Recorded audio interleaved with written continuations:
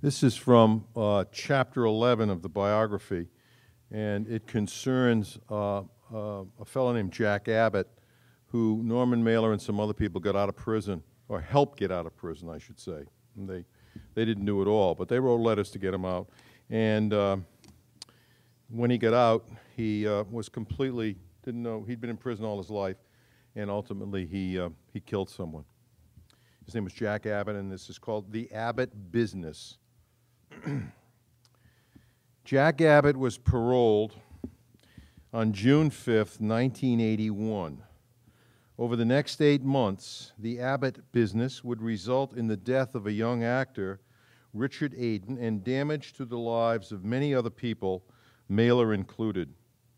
Mailer's novel, which was delayed for several months, was the least of the casualties. The Abbott business might be said to have begun on this date, but it had a long foreground, going back to Abbott's out-of-wedlock birth in January 1944 at Camp Skeel, an Army base in Oscoda, Michigan, to Mattie Young, a prostitute of Chinese descent from Salt Lake City, who later committed suicide. His father was Rufus Abbott, an Irish-American soldier from Texas, reputed to have been a short-tempered alcoholic.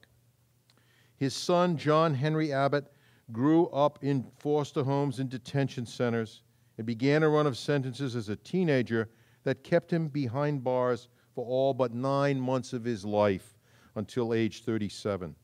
In no way a model prisoner, Abbott was proud, violent, intransigent, and consequently spent a lot of time in solitary, 14 years. An intelligent and voracious reader with an extensive vocabulary, he could not pronounce many words that he had never heard spoken. He called himself a state-raised convict and wrote that he had, quote, high esteem for violence. For the good convict, he said, violence is a tool that makes us effective men, men whose judgment impinges on the world, dangerous killers who act alone and without emotion, who act with calculation and principles to avenge themselves, establish and defend their principles with acts of murder that usually escape detection by the law.